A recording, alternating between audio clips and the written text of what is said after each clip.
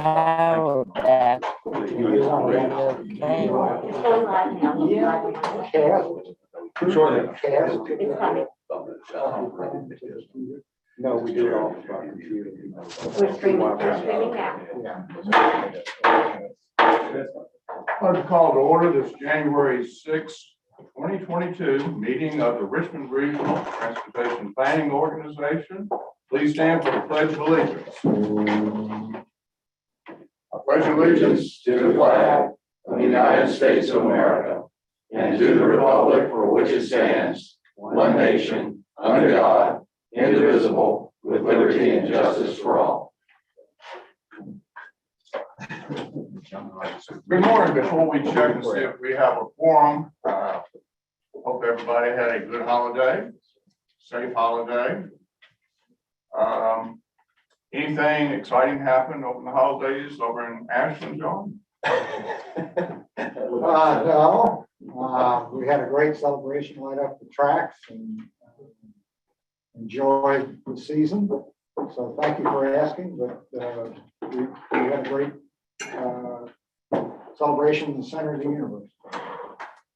Richmond, Mr. Addison, don't you usually have a Christmas parade? I think we had one of those. I think you've been having for quite a while, haven't I think daily, yeah. At least weekly. Okay, wasn't one of them. Powhatan, we had our Christmas parade and the first time Christmas tree lighting. So, you know, it's a great time in the region. It's a great holiday season. It's a great new year to look forward to. And it's good seeing everybody here again. Sometimes, you know, we take things for granted. We had this conversation before the meeting, John and I did. So anytime we can get together, celebrate, and go to work for the region, it's a good time. Ms. Firestone, would you please call the roll to see if we have a quorum? Yes, sir. Town of Ashland, Mr. Hodges, Here, Ms. Barnhart. Charles City County, Mr. Coda. Chesterfield County, Mr. Carroll. I am here. Mr. Holland, Here. Mr. Winslow, Here. Ms. Haley. Richland County, Vice Chair Lascolette. Mr. Lumpkin. Hanover County, Mr. Davis. Mr. Peterson. Here. Henrico County, Ms. O'Bannon. Mr. Thornton. Mr. Brannon. Newcastle County, Ms. Page. Present. Mr. Schiller. Mr. Evelyn. Powhatan County Chair Williams. Here. Ms. Carmack. Here. City of Richmond, Mr. Addison. Here. Ms. Jordan. Here. Is present. Ms. Lynch. Chapter Newbill Here. is present online. Here. Mr. Jones. Ms. Larson. Ms. Robertson. Capital Region Airport Commission, Mr. Rutledge. GRTC, Ms. Tim. I'm present. Present. President, looks like our virtual attendees, we cannot hear them right now. I'll check that in 1 second, but she is present. Okay. Ms. Adams. everybody's muted.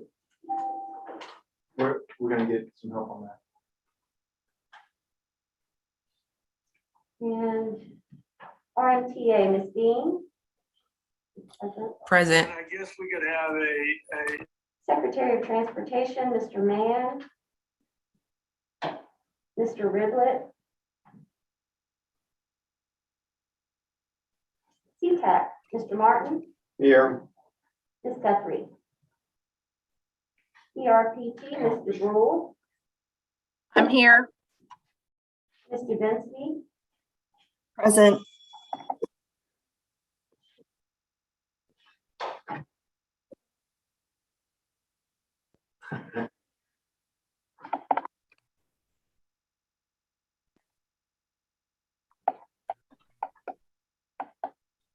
playing a.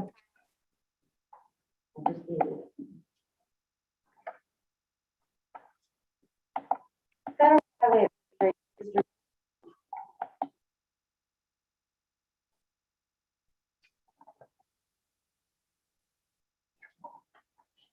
Federal Transit Administration.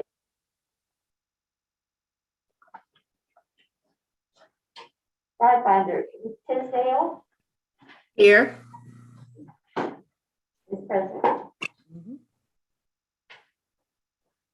Ms. Ruffin.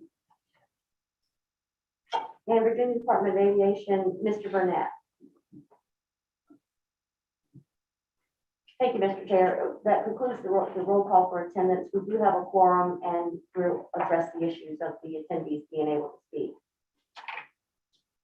Thank you, Ms. Firestone. Staff, do we have everybody that's attending remotely? Are they able to hear us and are they able to speak to the body? Yes, those that are attending remotely can hear, and what's happening in the room is being broadcast to YouTube. It's the input from there to here that appears to be the issue. Just here. Yes, Ms. Parsons. If it helps to ease concerns, as you can see, there are 4 monitors in the middle of the floor. We are in the middle of updating the AV system, as we've discussed in the past. It was supposed to be finished last week in advance of this meeting, and obviously it is not. Hopefully this is the last time that we'll have issues like this.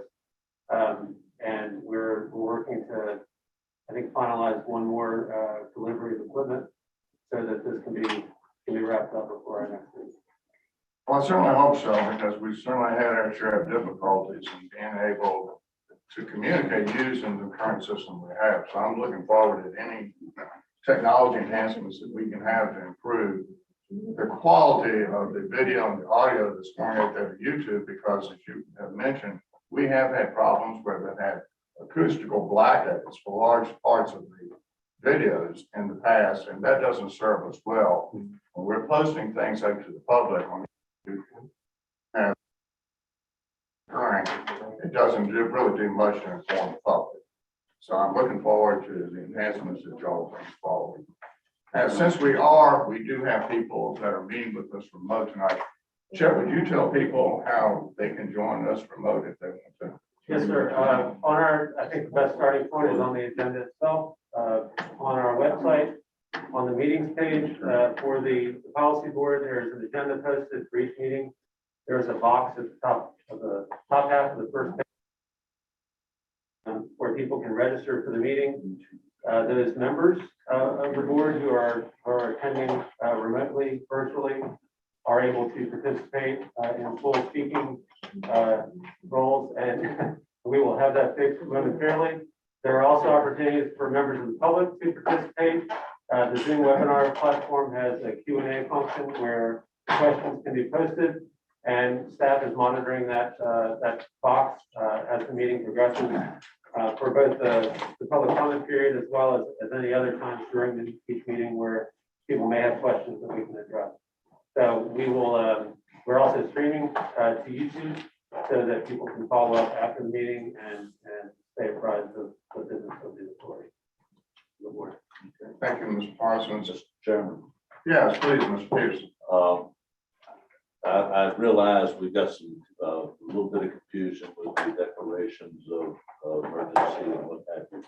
But for the people that are online today, I would certainly like to have them participate, but I think this board has to, of those present, has to vote that that is okay because of that. And so I'd like to move that for this meeting, our board members online have the opportunity to participate. Can you make Madam's formal motion? That is a motion. Do I have a second on Mr. Peterson's motion that we approve of this meeting, that people can participate? And we're going to get into the reasons why they can, I believe, with Mr. Gregory a little bit later on under the chairman's comments. Second. So I have a second from Mr. Winslow. Any discussion on the motion? Ms. Firestone, would you call the roll? Yes. Town of Ashland, Mr. Hodges. Aye. Chesterfield County, Mr. Carroll. Aye. Mr. Holland, Aye. Mr. Winslow. Hanover County, Mr. Peterson, Aye.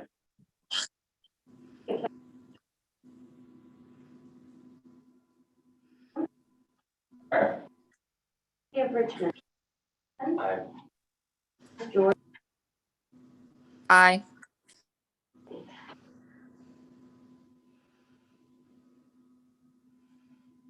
Hello? Can hear. Can you hear me? yes, ma'am. Okay, so am I, aye.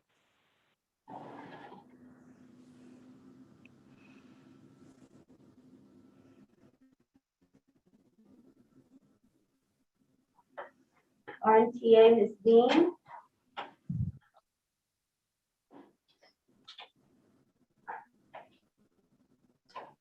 Ms. Mann.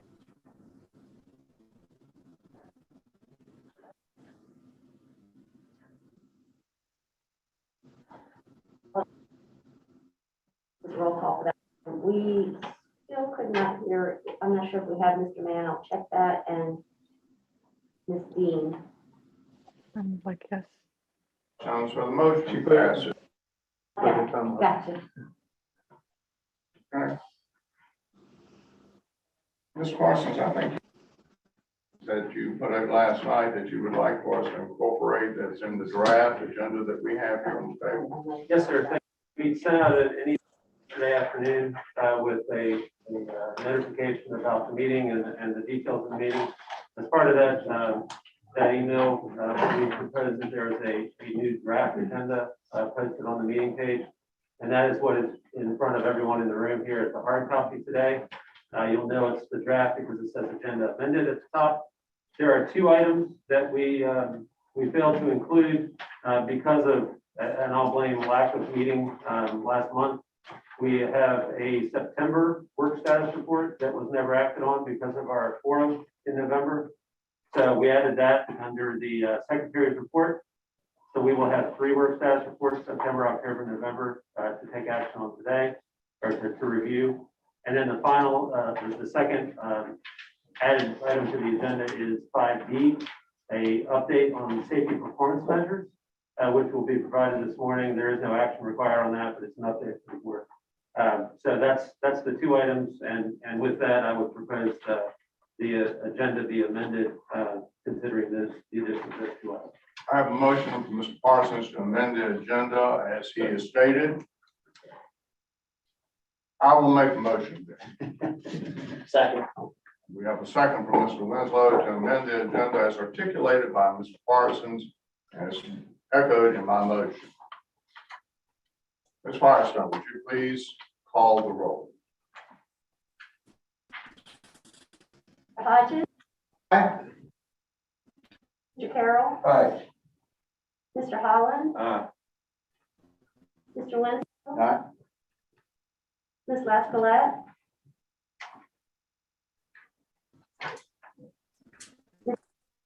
Aye. Ms. Page. Aye. Mr. Chair Williams. Aye. Aye. Mr. Addison. Aye. Ms. George. Aye. Dr. Newville. Aye. Ms. Tim. Aye. Ms. Dean. And I'll circle back, Ms. Lascolette. Okay, I believe Ms. Dean. Aye. Aye, can you not hear me? Yes, we can. Thank you. Okay. And Yeah, I don't and know I'm if you have aye on a- both of these motions, by the way. Yeah, and Ms. Jordan from Richmond also aye on both motions. Thank you. Concludes the roll call for that item. Thank you, Ms. Firestone. It moves us to approval of the October 4, 2021 Policy Board meeting minutes.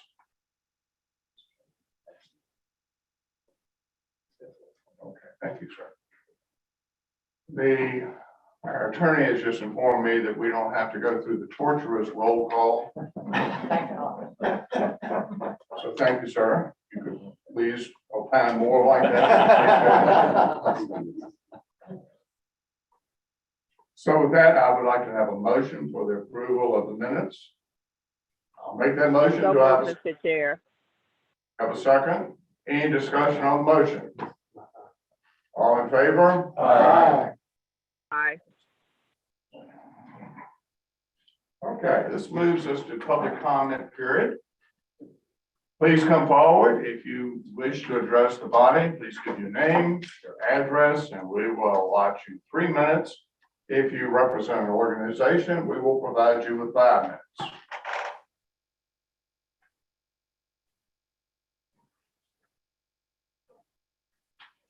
Seeing no one come forward, I will close the public comment period.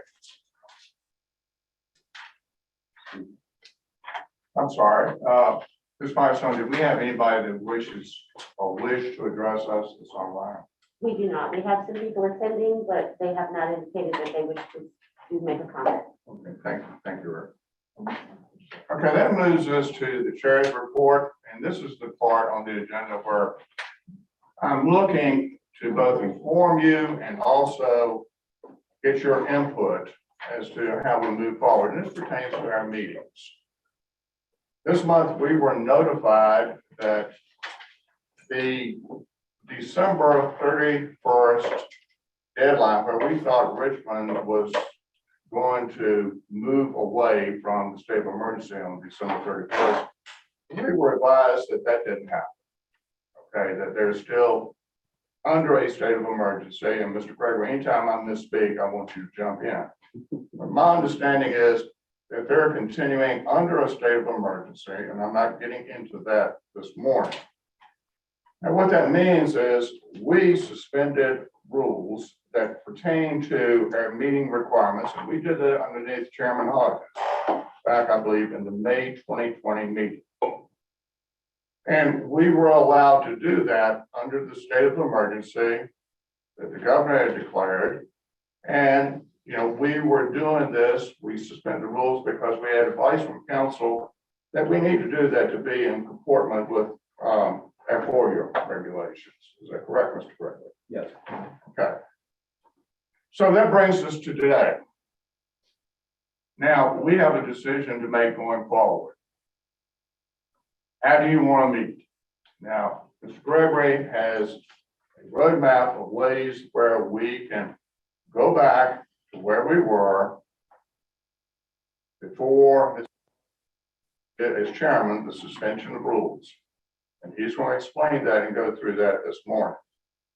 But the 3 things that you're going to have to understand is the interplay between FOIA, state of emergency, and the suspension of our rules underneath our bylaws. Those are the 3 things that are working together. Now, if you take away the state of emergency, or Mr. Gregory is going to get into that, that has an effect on our ability to, you know, continue the meeting under FOIA, I believe. So at this point, Mr. Gregory is going to give you an overview of where we're at today and different roadmaps about where we can go based on the decision you want to make today. Okay, Mr. Gregory?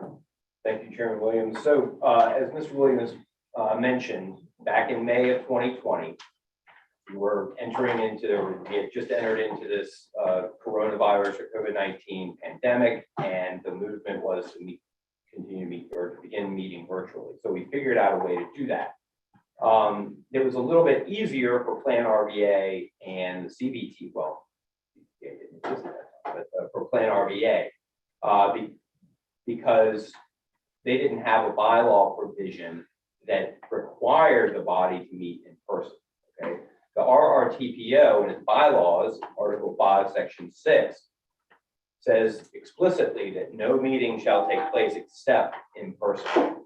So we confronted that, and we figured, well, we have the state of emergency with the FOIA amendments to the code, which allowed public bodies to meet virtually under the state of emergency, but we still had to deal with the bylaw provision.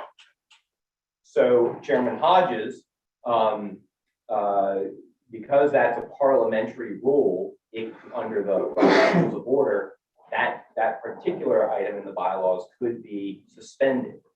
So Chairman Hodges at the time moved to suspend that provision of the bylaws to allow meetings to go virtual. Okay, that was subject to an objection by a member of the body, and if there was an objection, then the objection would have to be approved by a 2/3 majority of vote to prevent the suspension of the bylaws. Okay, that didn't happen. Everybody understood that's where we needed to go. So it was fine, very smooth process. So you have, in order to continue to meet virtually, the suspension of the bylaws has to remain in place, and the declaration of a state of emergency has to remain in place. So right now, the city of Richmond has a locally declared state of emergency still in place. The one that expired on December 31st that we knew about did expire on December 31st, but there was another one from earlier in 2020 that the city of Richmond attorney's office reminded us that we weren't aware of, that had been declared by the mayor and then acquiesced to or approved by city council. That state of emergency still exists or is still in effect at this time. City council hasn't taken any action to rescind that declaration of emergency, and neither has the mayor. So we're still locally here in the city of Richmond under that state of emergency, which allows public bodies located within the city of Richmond to continue to meet virtually in compliance with FOIA. And you also at this time have the suspension of that bylaws provision, which allows this body to continue to meet virtually. So I believe this meeting is certainly in compliance with FOIA and in compliance with your bylaws. Now, the body has begun to transition in to more in-person meetings. So, you can continue to meet virtually, assuming the status quo remains in place. If there is a desire by the body to transition full-time to meeting in person, you can do that without taking any action, but members can still participate virtually if they choose. Now, if you want to the body wants to require the meetings to be held in person, require members to attend in person in order to participate in the meeting, then a rescission of the suspension of the bylaws would have to occur. Okay, so the chairman would invoke that rescission, which a member of the body could then object to. And if the objection receives support of 2/3 majority by a 2/3 majority vote, then the rescission would fail.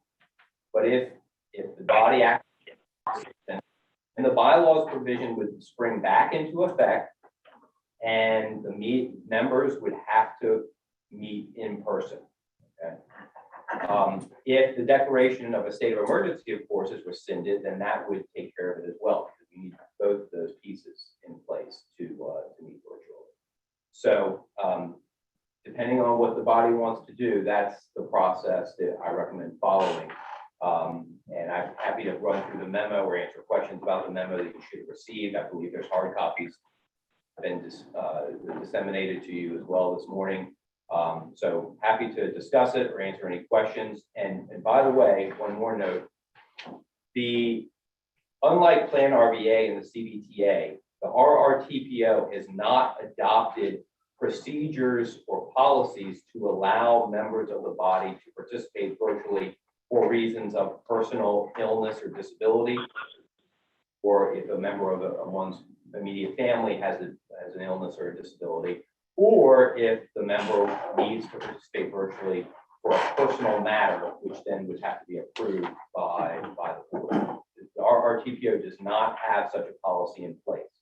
So if you want to adopt such a policy going forward, you can do that, which would authorize, under limited circumstances, the participation of certain members of the body to participate virtually. Under those circumstances, you still have to have a physical quorum of the body present at the meeting location. And so there's limitations on how many meetings a member can participate in a meeting virtually. But if you want to do that, that's fine. We can make that happen. We could prepare that policy and you could put it to a vote, but you would also have to change the bylaws, which could happen at the same time, but, or incorporate it into the same action, but just so that's something to consider also sort of separate. But, so if you want to continue to meet virtually, take no action at this time. I believe Chairman Williams intends to have a discussion today, and again, I'm happy to answer your questions on that. Mr. Gregory, thank you for that overview. At this point, I'd like to open it up. Any questions to begin with for clarification or any additional information you would like to have from Mr. Gregory? Any questions from Mr. Gregory? All right. So at this point, I will open up this for discussion. Again, please go through the chair. But I think we need to address this and make a decision about what is our path forward. Going back to being in compliance with our bylaws, with that Article 5 that was suspended under Chairman Hodges. Do you want to go back and rescind that? And again, as Mr. Gregory pointed out, the chairman does that. Now, somebody doesn't want to do that and they put forward opposition, then the chair can be overruled with a 2/3 vote of the body. What's your pleasure, ladies, gentlemen? Mr. Chairman, Yes, Mr. Peters. if I could, I would like to ask a question of our delegation from the city about it. Please. State of emergency. Is this an intentional declaration or is this an oversight that this took place before the May? If that was a declaration of emergency within the city, because we are a multi-jurisdictional organization, not just the city. And a couple of them, I think we've got some online as well. I believe Ms. Newbill, Dr. Newbill's. Could you could you repeat the question? You went in and out. Let me try and repeat that second. I'm asking the question, is the current state of emergency intentional and what are the specifics of why it is in place?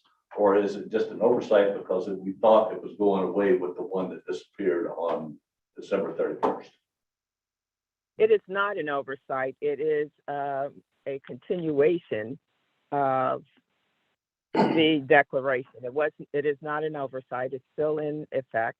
And our body will also be reviewing and making decisions in the context of where we are currently, whether or not we will also continue to meet in person or virtually. So it was not an oversight. It was intentional to allow that flexibility as we had no, absolute clarity as to where we would be going in terms of this COVID and its mutations, et cetera. So no, it was not an oversight. And Mr. Gregory, you had, I thought, discussion with our legal counsel relative to the declaration. Is that correct? Yes, ma'am. As Dr. Newbill, I've conferred with Haskell Brown, the acting or interim city attorney, and he and I went back and forth back in late November, early December, with regard to the expiration of the declaration of state of emergency that we talked about. Yeah, so the governor's declaration expired, but the mayor's remained intact. That's correct, yeah. And I concur with his view that it remains in effect and that's addressed in the memo as well, based upon the legislation approved by the city council.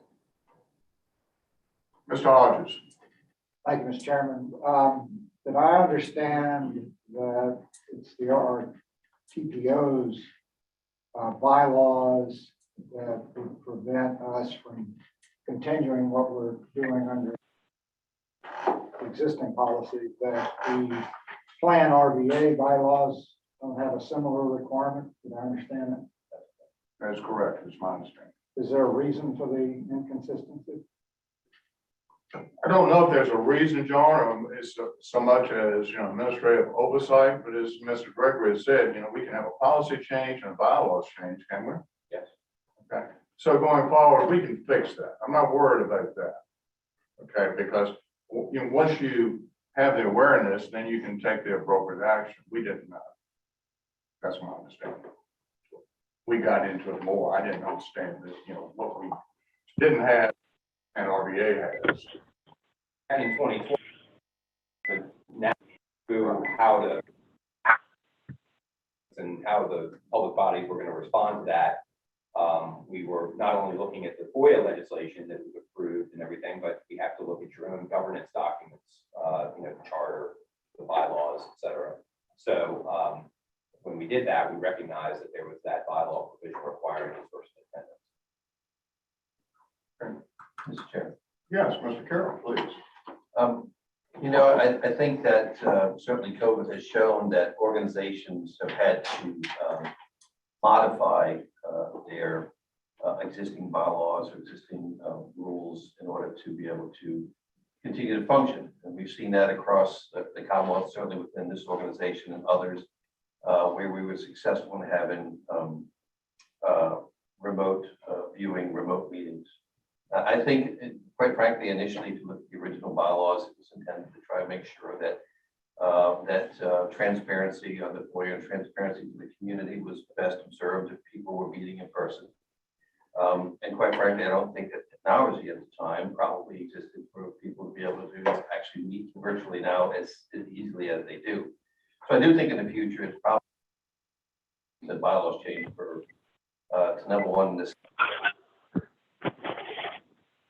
to function efficiently, both for the provision of virtual meetings, but also for a member to be able to attend virtually that may be in sickness, stress, or family related. I mean, certainly we could have someone who essentially could catch COVID right now and be in a quarantine position and not be able to come participate in the meeting. And they may be actually physically able to do that remotely, but because of their symptoms and the fact that they are diagnosed with that, they might not be able to come. So I would support in the future to leave our abilities in place for people, especially if you look at the increase in transmission rates, both in the Richmond area and in the state of Virginia, and then across the country right now.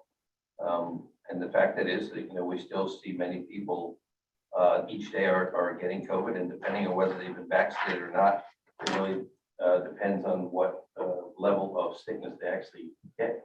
I've got many friends now that have contracted COVID, and some have had more severe symptoms than others. Some were vaccinated and got it anyway. My stepdaughter, for example. And so I think keeping it in place to where we have it so that people can continue to remotely operate and function, I think is proven this time.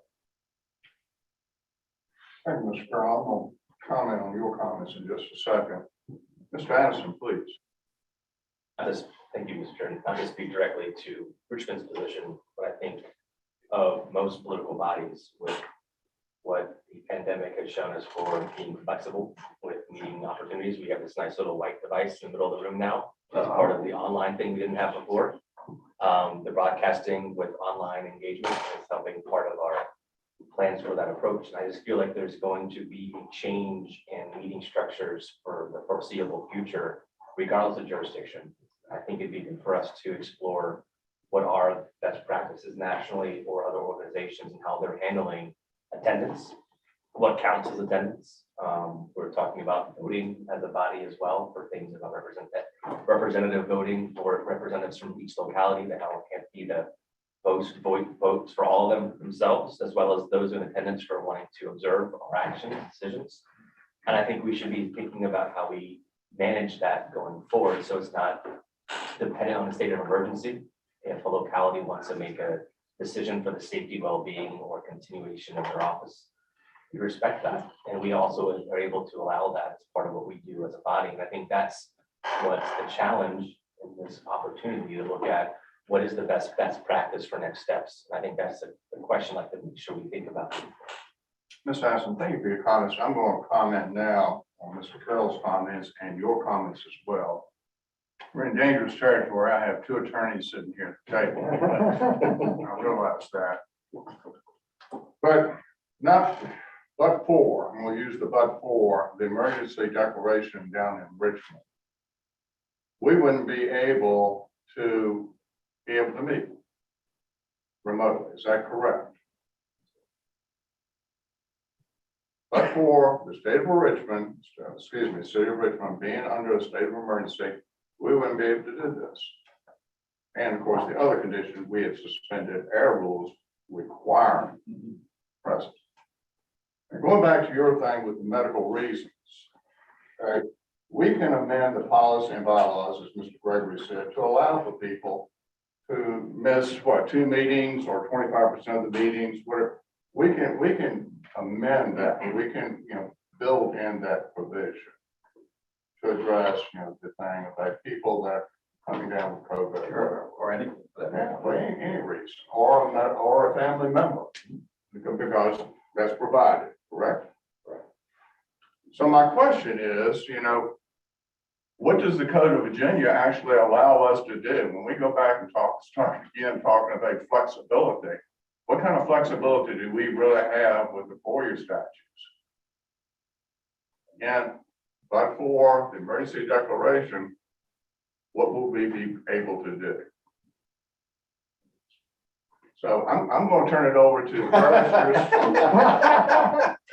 cannonball catching time. Well, thank you, Mr. Chairman. As a bankruptcy and personal injury lawyer, I have a lot to add to this conversation. I didn't realize how much trouble we were. You're not giving me a comfort level, Mr. West. Well, I'm not trying to. I would say that I agree with the thrust of both Mr. Carroll and Mr. Hass's comments. Generally speaking, I would say just that if one of our jurisdictions as a regional body has taken the step, and I think it's a purposeful step of doing an emergency declaration in their jurisdiction. It doesn't have to be for COVID. It could be for a tornado ripping through or some other local emergency or whatever it is. I think that the body should respect that as a regional body and, proceed in allowing of this. I also think your suggestion is a good one in that for medical reasons, we ought to be in line with our other regional bodies. That just makes sense. Further, Mr. Chairman, I'd say that my understanding is that there is legislation beginning to go through that will expand our ability to meet. Let's say finally that it is not the forum or style in which we meet that matters. It's the substance. It's the reason we're here. It's to move transportation projects forward in this region, and that we should be as inclusive as possible, letting all of these things, letting people participate in line with FOIA, in line hopefully with legislation that keeps us straight. Thank you, Mr. Winslow. Comment on your comments. Okay. You make the point that, if one jurisdiction decides they want to have a state of emergency, if the one jurisdiction in hypothetical case was Chesterfield and y'all weren't under the state of emergency, or excuse me, if y'all decide to go into a state of emergency, doesn't it come back to where we're meeting? So, it's more than just one, locality being under a state of emergency. It's where we're meeting. We're meeting in Richmond, so we are able to go under that state of emergency. Is that correct, Mr. Craig? Yes, sir. I just want to make that. No, I understand. Yeah. I think if we were to rewrite it from scratch, Mr. Chairman, we would do it that way. We would say that any one of us is called one. But again, the other pillar here is, FOIA, and until you mentioned that it would make sense that the General Assembly go back and take a look at this. But this is a long session, so that means we've got a journey, and then anything that's going to be enacted is going to be July 1. So we've got 6 months in front of us. Please. Mr. Chairman, I had a personal situation where I broke my foot. When you jumped off the deck. When I was 22. So, but our board actually had a provision, and I'm not sure if it was, I have to go back and ask, Chris or Jim may remember, that there was a provision within our, under FOIA for me to be able to participate remotely in our board meeting, because it literally broke my foot today, and the next day we had a meeting. But under FOIA, we were allowed to, as long as we had a quorum in place, and those who were in the quorum voted to allow me to participate remotely. I think that's allowed currently under. Again, That's the medical. that not necessarily for an emergency as much as Yeah. the medical. a physical ailment. So again, I do think Rule 4B.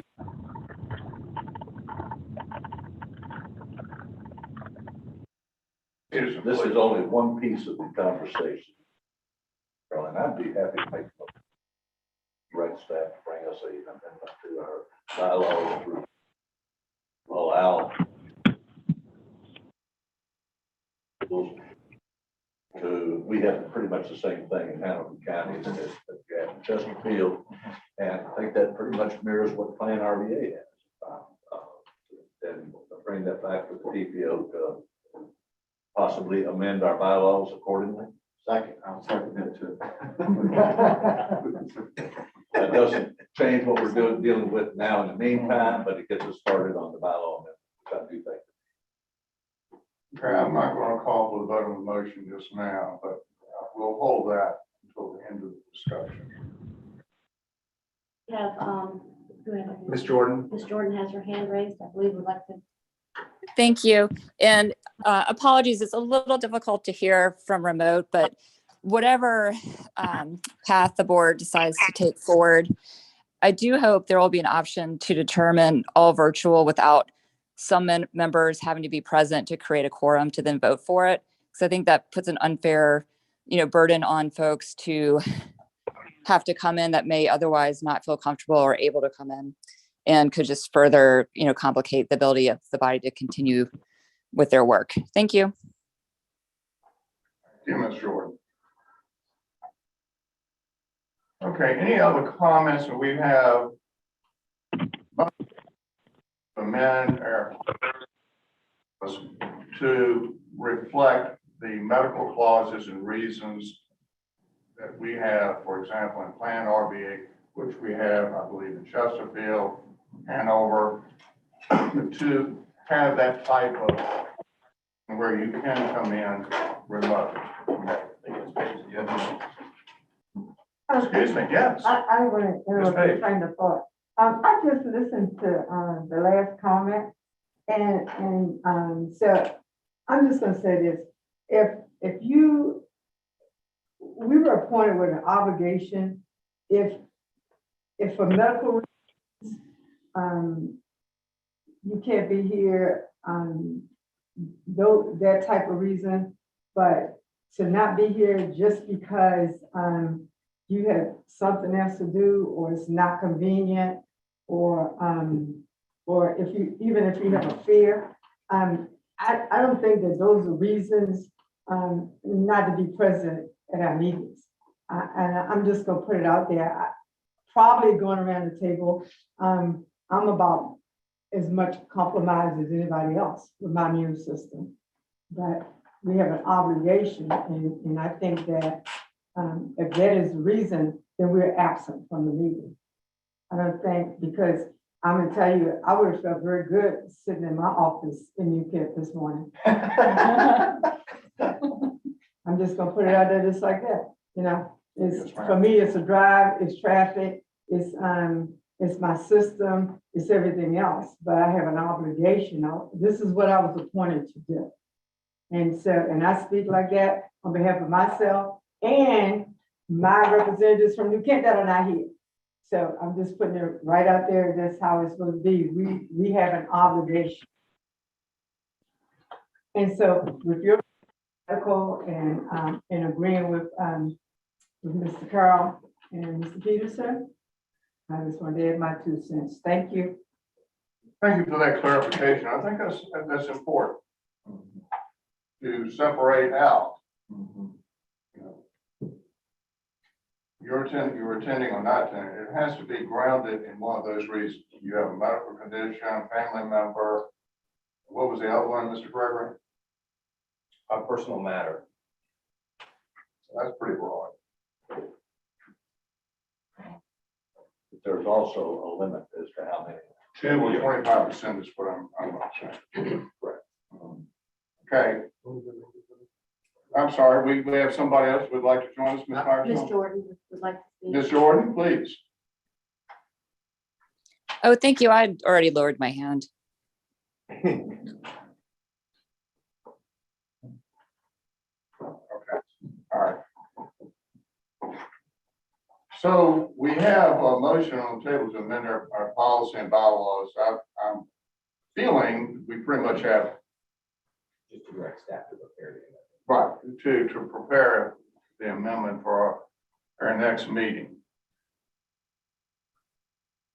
What do you want to do going forward with the way that we're currently operating with the suspension of Article 5 in the state of emergency, the city of Richmond, where we're meeting? That is the question that needs to be addressed. You have options. Mr. Gregory has options depending on where you want to go. You don't want to do anything. Leave everything the way it is. You want to go back to meeting according to our bylaws that are subject to change that we've discussed. That would mean the chair would make the declaration rescinding former chairs, Mr. Hodges' suspension of rules. That could be challenged by someone with a second, and that could be overturned with a 2/3 vote of the body. Which is drugs. Mr. Chair, Please, Mr. Hodges. speaking on behalf of Chairman Hodges, hope that Well, you're comfortable doing that. I'm sure he's in complaint. I would hope that we continue our procedures now while we're drafting language which would for us to consider a bylaw change. And I think that would allow for the inclusiveness that I think obviously has occurred today, participation, while being respectful of Ms. Page and other members' concerns that when we amend the bylaws, will reflect the wishes of the body. So I would support taking no action. Other than when we get to vote on the instructing the staff that we do advise them to amend the bylaws as been discussed. Ms. Hodges, we will get, staff's report and recommendations and the language to go along with the policy change and the bylaws amendment. And I'm just taking the temperature around the table here today, and I think that will pass. I don't see any opposition out there for that. It still leaves the other question out there. What do we do going forward under the state of emergency in Richmond and under the suspension of Article 5 and allowing people to be able to attend remote? That's the question. Mr. Chair. Please. Mr. Colonel, I would love to make a motion for things to stay as they are after we get the motion on the floor that's dispensing of, which is Mr. Peterson's motion. Once we dispense with that, then I will make a motion to keep things as they are. Okay. Any other discussion? Mr. Chairman. Please, Mr. Upton. Upton, I'm sorry. I've been called a lot of names. The question that I have is, since Ctac is operating under the bylaws of RRTPO, my assumption is that any decisions that are made by this body apply to Ctac, so that Ctac will not have to go through a long conversation similar to this and hopefully come up with exactly the same answer. Ms. Parsons, would you like to respond to Upton's comments about Ctac? Yes, I think your assumptions are correct. Ctac, Technical Advisory Committee as well, operate under the guidance of the policy. Thank you. Mr. Peterson, please. Chairman, I have to echo what Ms. Page said. I think we all bought into what our responsibilities are and what have you. But I also respect what Mr. Hodges has said, that we are at a timing thing. I'm very much in support of the precision, but I'm also very supportive of doing it at our next meeting and allowing us to also deal with the bylaws of it. Okay. One last comment from you, Chair. The goal was today, as I discussed with Mr. Gregory and Mr. Parsons, was to get this issue before you, such that you understood the different moving parts of this and could make an informed decision about where you wanted to go with all the moving parts and the information, background, etc. I think we've accomplished that this morning. I think all of us are going to leave here equipped with what we need to know to make a good decision going forward. Now, we're going to go forward this morning with the motion Mr. Peterson has made to have staff prepare something for a policy change and a bylaws change to provide people with those things as it relates to medical reason or a family member or a personal reason. Is that correct, Mr. Gregory? I understand. Okay. So I have a motion. Do I have a second on the motion? Second. Second, Mrs. Carmack. Any discussion on the motion? Mr. Chairman, Yes. Ms. Laskowitz. thank you. I would also like to consider emergency weather conditions in there. That's the reason I'm not there today. You mean Just for consideration. You changed it. Yeah, That would fall under the personal matters. okay? The tree too. Okay. Thank Okay, you, if that's the case, then that's fine. Thank you. Ms. Laskowitz. Any other discussion on the motion? Ms. Parsons, did you have something you wanted to ask? Yes, sir. Just to clarify, Mr. Peterson's request or motion was that you bring this back to the next meeting. Is that correct? That's correct. And so they get ready for brass. And just so you understand, to make decisions are proper, in order to effectuate a bylaws amendment,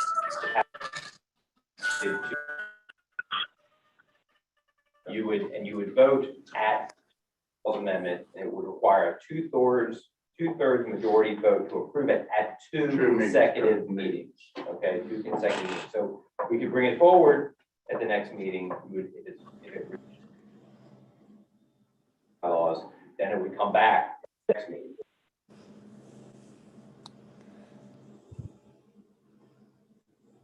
Mr. Chair, Yes. just a point of clarification.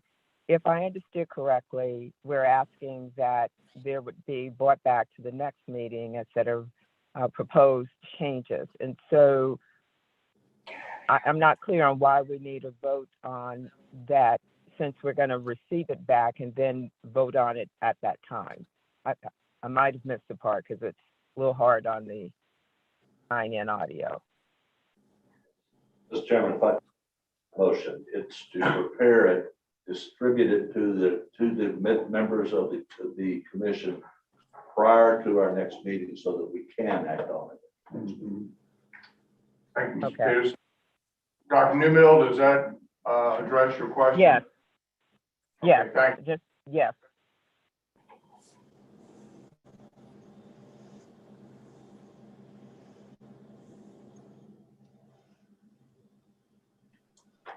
Ms. Larson, I just had one question, Mr. Chairman, and I don't have the bylaws in front of me. How much notice do we have to give our members of a bylaws change? 10 days. Thank you. Good answer. Other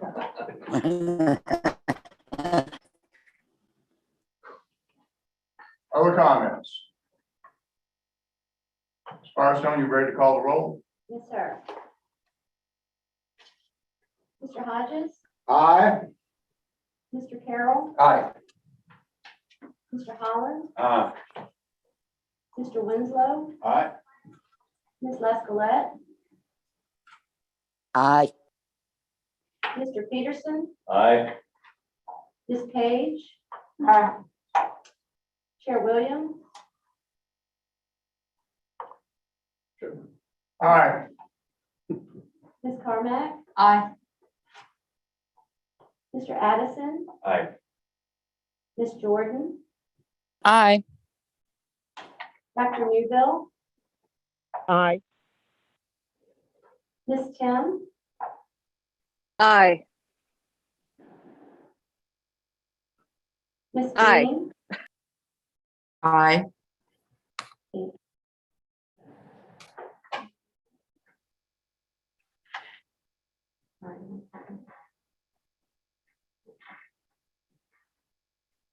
Firestone, does that conclude the roll call? I need to call Mr. Riblett, I'm sorry. I vote aye as well. Thank you. Thank you, Mr. Chair, that does conclude the roll call. Okay, so motion passes. I believe Mr. Gregory has a comment he would like to make in conclusion. Yes, sir. We'll prepare a bylaw amendment to Article 5, Section 6 of the bylaws per your direction. We will also bring back a policy document for your consideration to effectuate the electronic participation rules for the body. That will be incorporated into the existing guidance and policy documents which complement the bylaws. Okay, so there'll be two things that will come forward that you'll see prior to the next meeting. Just want to make sure everybody understands. Thank you, Mr. Gregory. Yes. Okay, that moves us to the next part of our agenda where we have the secretary's report. Ms. Parsons, I'm going to turn this over to you. Yes, sir. Thank you very much. We have 4 items under the Secretary's report. The first is on page 9 of your packet, the current work effort. The Bike Ped RDA 2045, which is the ongoing update to our 2004 bicycle pedestrian plan. So as we all know, that's long overdue. We are in the home stretch for the development of that plan, and the anticipated date that it will come back to this body is in the actual May meeting for adoption. Between now and then, there's a fairly complex series of public engagement events that are being planned over the next few months, and opportunities for members of the public to review the plan, the draft plan, to provide input and feedback, and to make sure that we're doing the best we can to provide something that's useful to the region. Item 5B is the first item that was included in the amendment to the agenda. We have 3 months worth of work status and financial reports, September, October, and November. And following the delivery of these reports, we're all caught up. So we'll just have 1 month at the next meeting. So be happy to take any questions on those. They're fairly straightforward. The next item, 5C, is a report from the Ctac, which is page 43. And Mr. Martin's here. I don't want to put you on the spot if you wanted to provide any comments on that. Otherwise, it's within your agenda and it's available for your review. Thank you. I'll simply reference the fact that the information on our last meeting is encapsulated in page 43 and 44. Our Ctac continues to have discussion about its membership. And that's 2 issues. One, we have a number of alternate positions, and one actual vacancy that we continue to work on, trying to make those populated with good candidates. We also have a continued discussion about the fact that with the dissolving of EDAC, Elderly and Disabled Advisory Committee, we hope to form a committee, an ad hoc committee, to look into how that segment of our community can be appropriately represented at the Ctac level. And I remind you comments that probably will increase the membership numbers of Ctac, which will require us recommending a bylaw change to TPO. Thank you for allowing me to attend. Thank you very much. Any questions? Any questions for Mr. Parsons? Okay, Mr. Chair, the last item is under Secretary's report is 5D. This is an update on our safety performance measures for the agency. And we have Greta Ryan with us, who's on staff, and she's participating virtually. She'll provide a brief update on that. Thank you, Mr. Parsons. Good morning. I hope everyone can hear me. Okay, well, on January 11th, TPO staff will submit to VDOT the annual Federal Safety Performance Measure Letter, which outlines the safety goals and targets for 2022. And there are 5 measures for which targets are set. Fatalities, fatality rate per 100 million vehicle miles traveled, serious injuries, serious injury rate per 100 million vehicle miles traveled, and non-motorized fatality and serious injuries. VDOT forecasts the increase or decrease. Phil, you can move on to the next one. Thank you. VDOT forecasts the increase or decrease in the crashes and develops a percent changes, which they use on a statewide basis. And behavioral and population factors are also incorporated into the development of these goals for each target. And the TPO will use the target goals set by VDOT this past August. Once the targets were set, VDOT provides each MPO with a target setting workbook containing MPO specific data. And by plugging the percent change goals into the workbook, the TPO specific target values are calculated. Using the statewide goals, the TPO should expect to see 91 fatalities at a rate of 0.880 per 100 million vehicle miles traveled, 790 serious injuries at a rate of 7.654 per 100 million vehicle miles traveled, and 107 non-motorized fatalities and serious injuries. And these targets will be submitted to VDOT on January 11th. Thank you. Thank you, Ms. Ryan. Any questions for Ms. Ryan? Mr. Parsons? Thank you, Mr. Chair. We are able to move on to new business. That's okay. Please. All right. Item B1. We have 2 items here under B1 and B2 that are requesting action from the board. The first you can find on page 47 of your packet, and this is related to a Safe Routes to Schools effort through the city of Richmond. There's a Safe Routes to School coordinator that works with Richmond Public Schools to encourage safely walking and biking to school. And it promotes safe active transportation through educational events, curriculum integration, and community engagement, while advocating for infrastructure improvement. This was the first district-wide presence was in 2015 and 2016 school year. And in the 21-22 school year, the program is working with 8 schools to implement full programming and includes a new partnership with Richmond Public Schools through the development and management of the new Crossing Guard program. Under Safety Lou, which is the Federal Transportation Guidance of 2005, Safe Routes to Schools, the program, was a separate program from the Transportation Enhancement Program. Later legislation by the federal government combined the 2 programs into transportation alternatives, which is what we have now. In previous years, VDOT continued providing grants for non-infrastructure safe routes programs, but this year, these non-infrastructure programs were required to submit through the Transportation Alternatives Program. This is an application process that comes to the TPO every year. We refer to it as the TA grant program.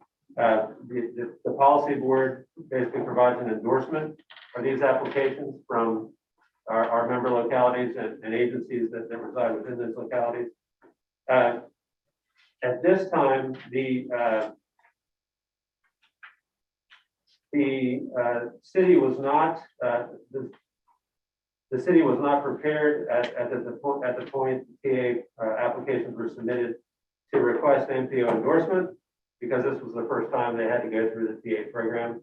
But VDOT and TPO staff have coordinated to allow the application to proceed, assuming that today the policy board is able to provide that endorsement for the application.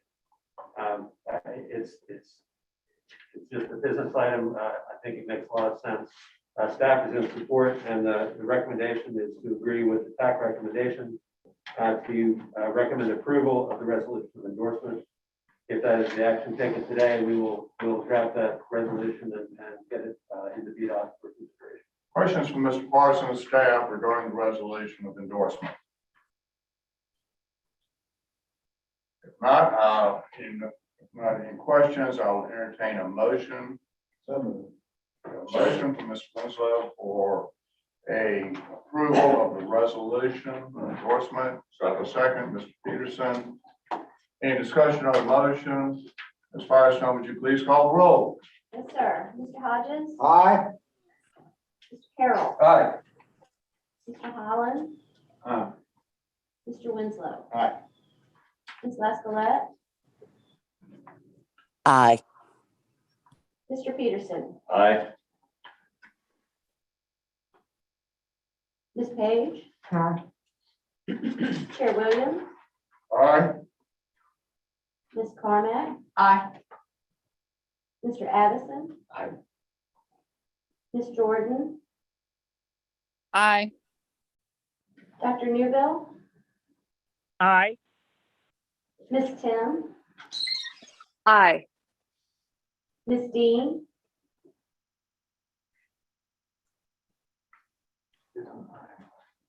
And Mr. Ridley? Aye.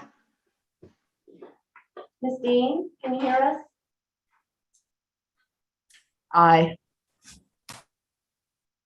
Please roll call for that. Thank you, Ms. Firestone. Motion endorsing the resolution passes. Ms. Parsons, would you like to keep going? Yes, sir. Thank you, Mr. Chair. The next item for action today is a request from the city of Richmond related to the Surface Transportation Block Grant Program. And this is specific to UPC 15958, which is the Commerce Road Improvement Project. This is a project in the city of Richmond that was first selected for SDBB funding from the TPO in fiscal year 2015 with a total award of $2.05 million. At the time, the project was expected to start construction that year with completion targeted for December 2016 at a total project cost of $14.9 million. Since selection, the project has experienced significant delays due to complications with funding and agreements with CSX. The estimate has continued to increase, and the TPO has awarded nearly $3.5 million in additional SDBG funds. The project was advertised this fall, but all the bids received were high relative to the estimate and available allocations. And there's attached material here. In total, the project estimate has increased from $21.76 million to $28.7 million. The city of Richmond has requested an additional $3.5 million in SDBG funds to help cover the deficit and to be able to award the project. The TAC has considered this with staff guidance, and there were options that were presented when TAC considered this in December. We do have a recommendation from the TAC that funds in the balance entry are sufficient to cover the request using FY23 or later funds. It will reduce the balance available for allocation of other existing and new project requests. But the TAC, after lengthy consideration, reviewed the request and recommends an additional $3.253118 million in SDBG funds be transferred to the project, with the TPO and City of Richmond splitting the cost of the deficit evenly. Staff has reviewed the TAC recommendation and has determined the recommendation is feasible based on available funds and reserve policies. So the resolution, the requested action is in the packet today and presented for policy board consideration. I'd be happy to read the resolution if you'd like. Resolution is in your packet. I'm not going to have him read it unless y'all want him to specifically go through it. Mr. Chairman, the cost is not going to go down, so I'll move for approval. Second. There will motion for approval and it's from Mr. Peterson and a second from Mr. Hodges. I do have a comment and I'm going to have more comments when we get to VDOT's part on the program.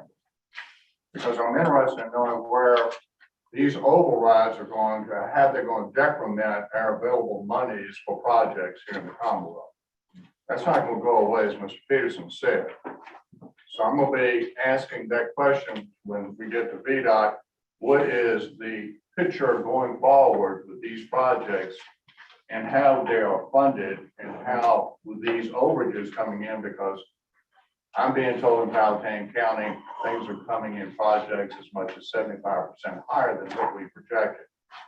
So that's not going to go away. So I'm hoping VDOT's going to have a plan in place that gives us the assurances that they're going to be able to make up the money where projects don't get delayed. Mr. Chairman. Yes, please, Mr. Howell. Yeah, looking at the available balances of inventory funds, I know in 2027, you have a deficit projected versus surplus. And so I think your point is well taken in terms of, how much more of an increase. We know it's going to go up. The question is how much more will it go up? Those are questions I think that need to be vetted because it will have, as the director stated, a natural consequence to other projects down the road. I'm just voicing that concern. Yes, sir. How much it increase? Yes, sir.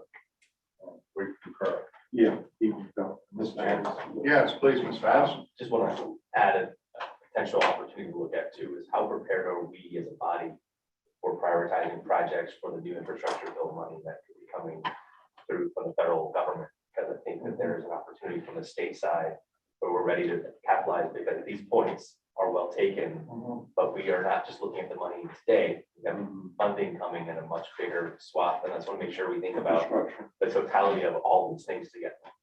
Mr. Addison, you have earned your money this morning just with that statement. Okay. Staff, I'm sure you heard Mr. Addison, and I'm sure you're going to want to get back with us and provide us with something about what is the plan in place that how we're going to use these additional monies for infrastructure. What is the dollar amount? What are the fences around them, if any, and how we can use them to augment projects that we have right now on the table. Okay, so thank you, Ms. Addison. Very good comments. Okay, we have a motion on the floor ready to be voted on, I believe. Ms. Firestone, would you call the roll? Yes, sir. Mr. Hodges. Aye. Mr. Carroll. Aye. Mr. Holland. Aye. Mr. Winslow. Aye. Ms. Lascolette.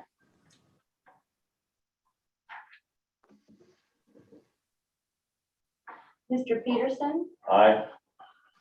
Ms. Page. Aye. Chair Williams. All right. Ms. Carmack. Aye. Mr. Addison. Aye. Ms. Jordan. Aye.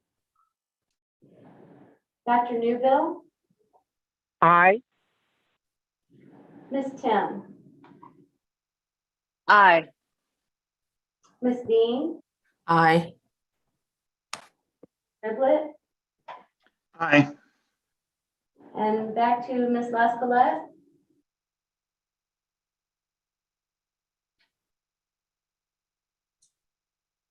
Looked like she said something.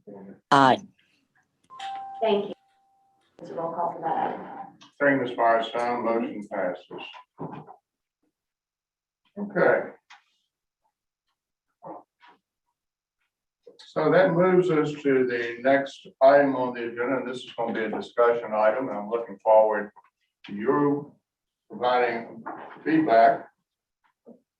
Back in 2013, I believe it was, when I was chairman, we were coming forward with initiatives for the TPO, the name change, among other things, and moving towards having the elected officials replace staff as voting members of this body.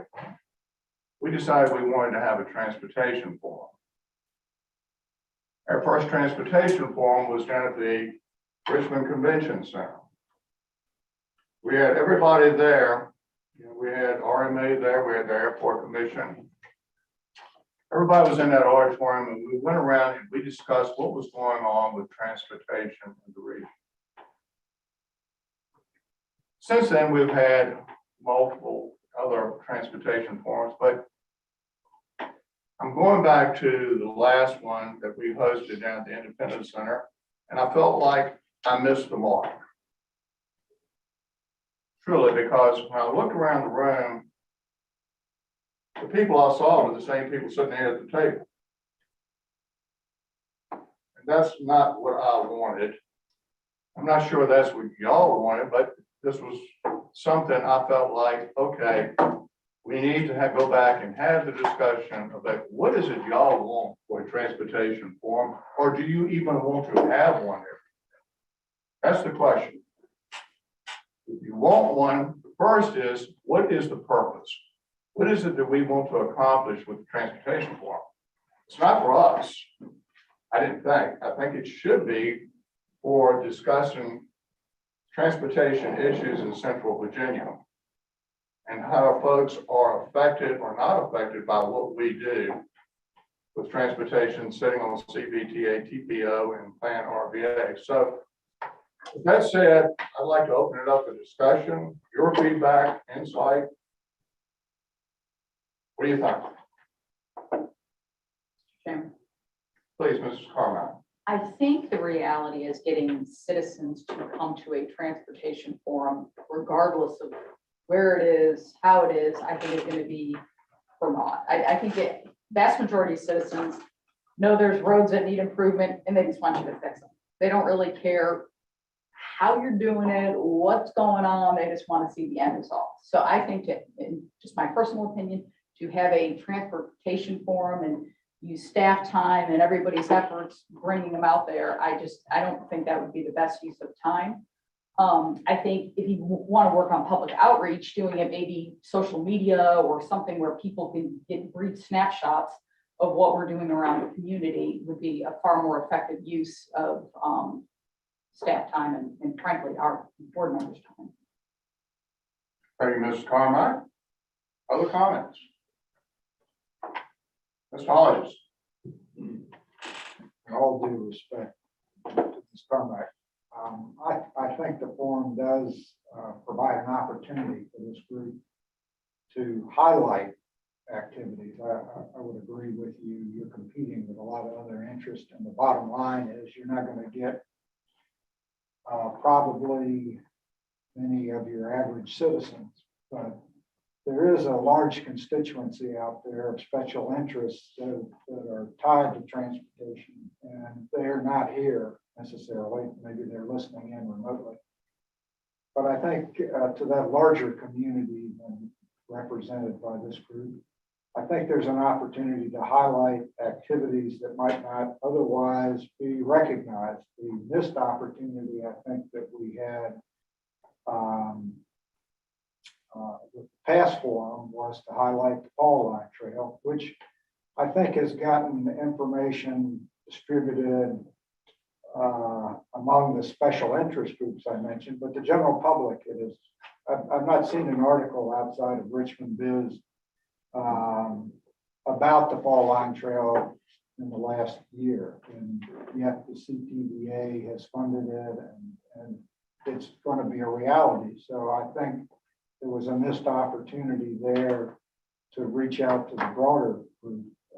And again, it's more educational, but without that participation, I think that Mr. Williams has suggested, then we are wasting time. If we can't make it more participatory, then I would agree with you, but I think it's worth trying to make it educational and participatory because stuff gets lost And with all the things that are going on, I think it's part of our role to try to highlight activities that are important to the region, that might otherwise be missed or be missed. And Ms. O'Bannon is not here today, but she and others can speak to the misinformation that gets out in the media, and it's our opportunity to get the word out directly to the public. So that's my perspective. Other comments? Mr. Williams. Yes, please, Mr. Hass. I think one of the things about the community that I'm hearing is, yes, they want to see things fixed. And I think we've had a backlog of projects that we are now trying to catch up with. I think the CBTA is helping us do that, both individually as well as regionally. I think any forum publicly wants to see connectivity, not just projects, but how people get around and see these things overall, get them to places they want to get to. Because I think that's the piece that they want to see is these small off projects are overdue, and they, yes, want to see those, but what they're, I think, frustrated with is they don't see a connectivity of a vision for the next 5 years.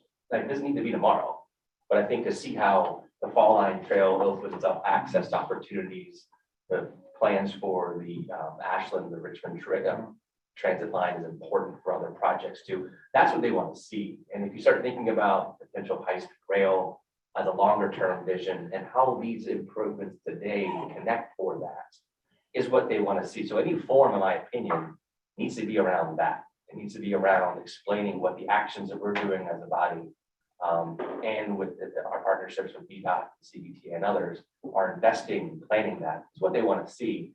Talking about the projects where we just funded for this year, I really don't think anyone, not that they don't care, it's not the attractive draw.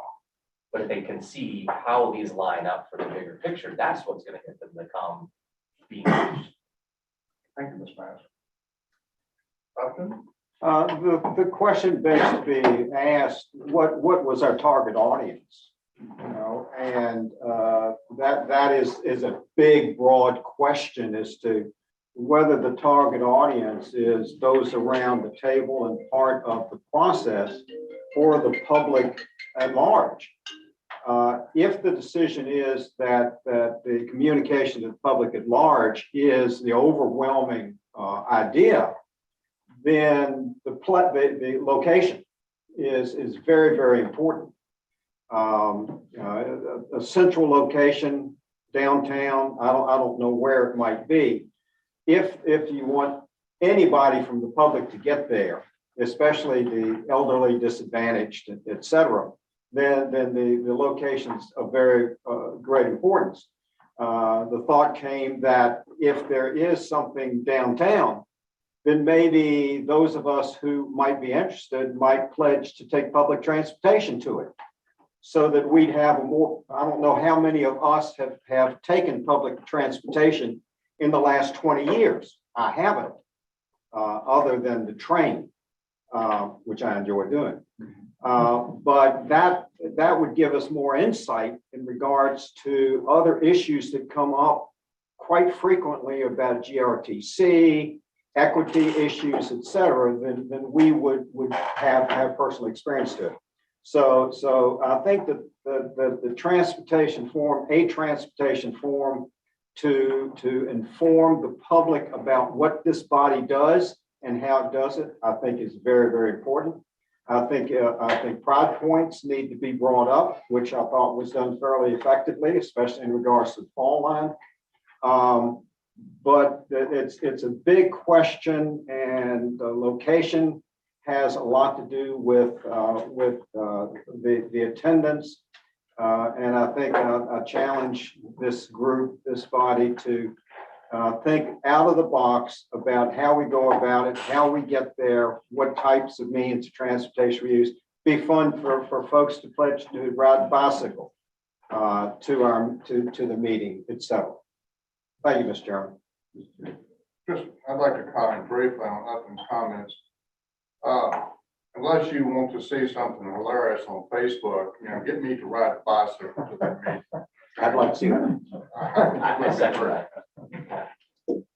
Yes. I think all are very good comments. I think that certainly one of the challenges was, at your meeting was that no one from the media decided it was important enough to cover it. We really should have had that, but I think, and also, and perhaps I'm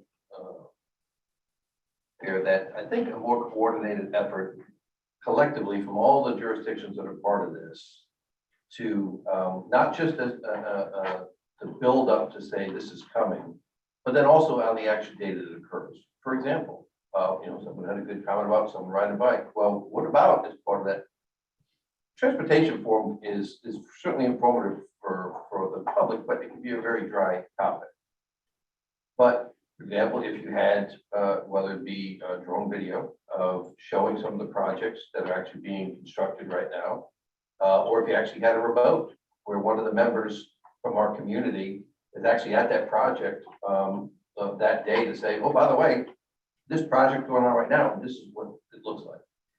And it's not necessarily about trying to stay away from having more entertainment value, but actually showing the meat and potatoes of what's actually going on so people see it, because those people who live in those neighborhoods, who drive in those streets, they're the ones who are experiencing it. And so the challenge is getting number one media. And if we can't get them to come to it, and certainly that's a driven choice by them, we also, on many of the bigger jurisdictions and some of the small ones too, have the ability to live stream this stuff out on Facebook Live, can all at the same time to say, and advertise that in our upcoming board meetings. By the way, we've got a transportation forum coming up. It's going to be pushed up Facebook Live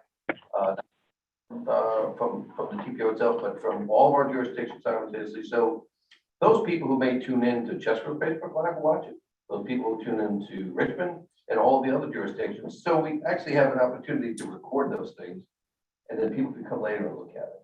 And so it's just, I think we need to, like someone said, look at a bigger picture, and then really put together what the messaging is going to be, and then try again and see if perhaps we get more participation from the community, or participation.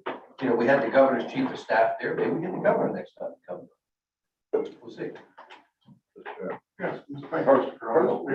A lot of good comments here. I know I was chair. We had the forum up at the Harley-Davidson place. That's when I heard. Somebody wrote apparently. I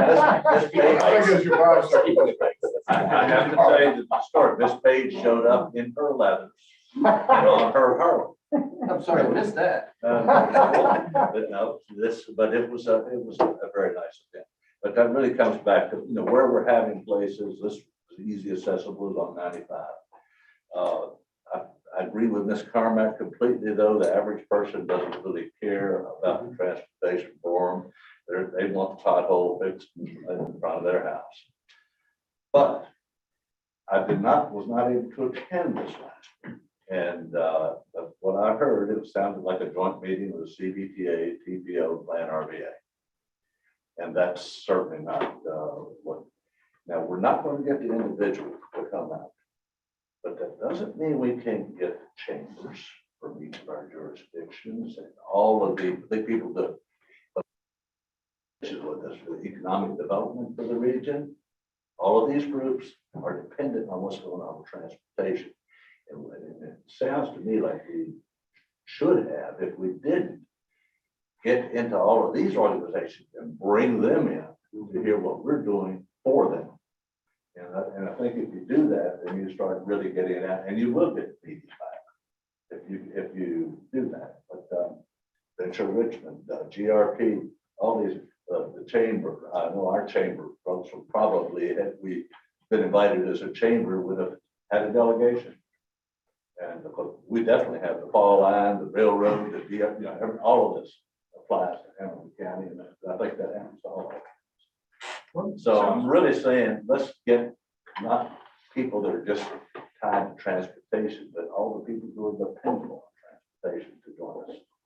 At this point, being as it's been brought up now several times today, how we put this out to the press, Chuck, what did we do in terms of being able to advertise this to the world? We followed a lot of the same avenues that we've done since the pandemic started. We've shared information on social media that the forum is happening. We made contacts, did a press release to all of our media contacts. We have, we shared it with you, we shared it with all of our committees. Part of the expectation, the historical avenue is you share it with the TAC, you share it with the Ctac, you share it with the policy board, and everybody takes it back to your community and talks about it more. And that's a staffing issue more than anything. We don't have a marketing arm, we don't have a PR person. And that's the avenue we follow for this. I mean, just if I could speak freely, I like the ideas that I'm hearing around the table to improve it. And I will say that we will need help. Do we have anybody on the TPO staff today that can do press releases? Oh, sure, press releases. Okay, did we do press releases for the, okay, all right. And we send them to all the news outlets. TV, newspaper, many of the special interests that I mentioned are already subscribers, so they got that as well. Okay. Going back to Ms. Page, go ahead, please. So, I can tell you, when I plan an event, or when my organization plan an event, or when we do relay event, or anything we do, the first thing we do is make sure that everybody that is involved with it is excited about it. So I can't tell you how excited I could have been about the last one because I really didn't know who was going to be there. I think that we need to be excited about what's going on. I like the idea that Supervisor Peterson brought up. I think that I had a conversation last week with our jurisdiction of why do I never see what's happening in New Kent on the weekend with the reporter about town and all this kind of stuff. I mean, if there is no excitement or we don't put forth excitement, then what is the expectation of anyone else being excited? I got a handful of people that in New Kent and that's all they care about are the roads.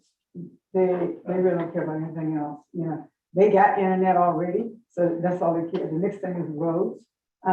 For us to put it on social media, we have so many people that don't have internet, so that's not a benefit. That's not a total benefit. And even when our meetings are on social media or on YouTube or whatever, they don't see those because of the lack of internet. So I think that to get, at least I want to leave the forum finding out something I didn't know about. And if I can't leave that way, then I can't be excited enough to tell somebody else to come on to my party, come on to my party. And so, I mean, we got a questionnaire. What do we do? What do we do? What's the difference between the TPO and Plan RVA? How do they connect? You know, it's people that even come to our meetings that don't know that. And they might not know it, but they don't know it. And so, I mean, something is what seems to be as simplified as that, but to have information, but to have valuable, not sounding like it's just a bunch of words, but to bring it down to what does this mean to me? What does this mean to my locality? I think those kind of,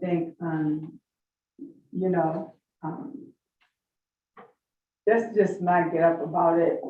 We could do press releases, but I think that we need to bring to the table their concerns. What about GRTC? So they have a survey going out from everybody about what we want to see. So why not bring them to the table? And I've never ridden a bus other than a school bus. I'm sorry, but but how does it help with connectivity to localities that don't have bus services or have the small bus services? Those type of things. I think, or even a poll. What do you want to hear? What do you want this forum to be about? Where do you want it? That kind of excitement. And surely the last meeting, I missed a lot of you guys, but I was like, this could have been a Zoom meeting, and to be honest, that's how I was disappointed. it was a lot of food and thank you for the reception. But it was like, at the end of the day, what did you really take home with you? And so I think lessons learned and we move on to try another one. And from that, get our lessons learned. And then we make the decision, are we going to continue doing this, or is this a better way to utilize funding and personnel and staff, whatever it was, past staff. So that's my 2 cents worth. All right, we're gonna have to move along here. I don't have a clear consensus about what is the plan going forward. Ms. Vascolet is going to be the next chairman. I think this is something that's going to require more discussion. I like the comments I've heard from Mr. Carroll. We've had these conversations in previous meetings with the TPO and CBTA. Mr. Frank Thornton, a long-serving member from Henrico, ever since he's been down here, and he goes back to 1998, he's been pounding the table about the same issue. How do we inform the public of what we do? And we're still not, in my opinion, we still don't do a very good job in letting people know what we do for transportation across these organizations. But I would encourage staff to start looking into this. I'm going to be asking, at my conclusion of my comments, for an update from Chet and Martha about where we stand with their consultants. Something that came forward from discussions at CBTA and TPO about how we communicate out. Mr. Addison had volunteered comments at a meeting, I believe it was August, wasn't it? Where we were responding to a non-news article that was published in the Richmond Times-Dispatch, which lumped the Fall Line Trail with 95. It was a complete misrepresentation about what we did, and that was a wake-up call. Ms. Page and Ms. O'Bannon actually called in to the Times-Dispatch because the article that appeared in the newspaper, I got calls from my people, my district, questioning the efficacy of the long-range transportation plan because of the way it was represented. So that is part of this whole conversation. Okay, the transportation forum was just a vehicle, a point in time where we thought we might be able to capitalize on communicating out. It didn't happen. We're, I'm still having discussions on, why it didn't happen, but I take responsibility as your chairman. That said, you still have to decide what it is that you want to do across these 3 organizations to better inform the people about what we do for transportation in Central Virginia. Because as Mr. Addison, Mr. Hodges, and others of you have indicated around the table, you've got some darn exciting things going on in this region. And we're not coordinating the messaging like, Mr. Carroll has pointed out we can do. And Rocco's put out a very good video on this thing with the Fall Line Trail. I don't know whether y'all have seen it. It's been shared. We're using it over in Powhatan. It's excellent. It's excellent. We need to do more of that. So with those comments, I'm going to turn it over to you and Martha. Where is it? Grant Incorporated? Is that the group? Grand Federation. Right? What is it? Grand Federation. Federation? Okay. Anyway, where we stand with them, I know they've done interviews. They interviewed me. But where do we stand with them in terms of being able to get a product out there that's going to put us forward in terms of what we want to accomplish? Sure. So as a brief update, the project is about 2/3 of the way done. I think Ms. Heater heard loud and clear from her board, Plan RBA, as well as CBTA and this one and the TPO, that everybody is concerned about exactly what Ms. Page just mentioned in her comments. What is this and how is it connected and what are we doing? And Grand Federation is under contract with Plan RBA right now to develop a clear and compelling way to describe why we exist. As part of that process, as the chair mentioned, there is an interview component, and there are 10 internal stakeholders, meaning connected to the organization in some manner, and then 6 external stakeholders. I think there are 2 interviews left to take place over the next 2 weeks, I think. And using the feedback from those interviews and the intelligence that's provided, they're going to start working on a handful of top insights, what they've learned from the interviews and the stakeholders. And that'll influence kind of what the priorities are that need to be communicated. And they'll start developing a strategy for us to make that communication and what the next step should be and how we put that framework in place. You got any To tell that story. time frame for all this coming together? Sure, I think the original project was outlined to be about 4 months. So it started, I believe, in November. So I would think early spring, the next month or two. We should see a completion of that. Obviously, things had to take a hiatus over the holidays, but I would say February, we should see some reporting out from the process and what the next steps should be. Okay. Questions from Mr. Parsons? Okay. That'll move us along to, in their agenda, we got transportation updates. This man, has joined us for the meeting. Is Mr. Riblett filling in? Yes, I am. Thank you. Good morning, everyone. I can share a few comments we've provided in writing to Chet and staff. Essentially, there was a very large agenda for the CTB's December meeting. Several topics were discussed at both the workshop and the action item agenda portions of the meeting. Gave a list of the summary topics. A few that I would like to certainly point out are Smart Scale Round 5 proposed changes and an evaluation of the previous Smart Scale project performance. Essentially, are the projects that have been built doing what we had expected them to do at the application stage. A lot of good feedback and information in those workshop presentations. Deputy Secretary provided updates on the transportation revenues and opportunities. 2 more parts that he provided to the CTB. A lot of tremendously good information in those updates. The bottom line is our revenue projections are certainly looking better. We're looking better in December than they had earlier in 2021. That's certainly good news for everyone. At the workshop, the IIJA Virginia Bridge Program impacts and potential benefit from the IIJA program was presented, and we do expect that there is going to be an action item that will provide some funding at January's meeting next week at the CTB to put some additional dollars from the IIJA Act into some bridge maintenance activities across the Commonwealth. Action items certainly included what we're all very aware of in terms of the additional priority transportation fund monies, and in our district, in Richmond District, that included approximately $43 million for the Fall Line Trail projects. The next CTB agenda is scheduled for next week. Both the workshop and the action item meetings are scheduled for next week at this point.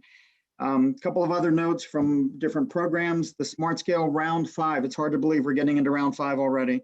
We anticipate that the pre-application process for that will start in March of this year, so that's right around the corner. We do have an updated technical guide that we anticipate being released in and around or prior to that time as well. And we can certainly provide assistance to any locality that is interested in terms of preparing concepts or applications, any assistance that they may need from our district planning section down in Colonial Heights. Again, we've seen a lot of updates to the 6-year plan throughout this last year and the previous year due to COVID impacts.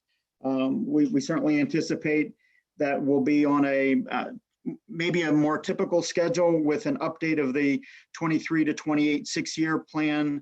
And hopefully that process will begin shortly in the next couple of months. We do not have any public hearings scheduled at this point within the Richmond MPO area or in the coming month. Mr. Chair, I would like to offer a couple of comments. I know you had mentioned previously about how we're addressing estimate increases and the potential funding opportunities that we may have to be able to cover that. So there are a couple of points that I would like to share if that's okay.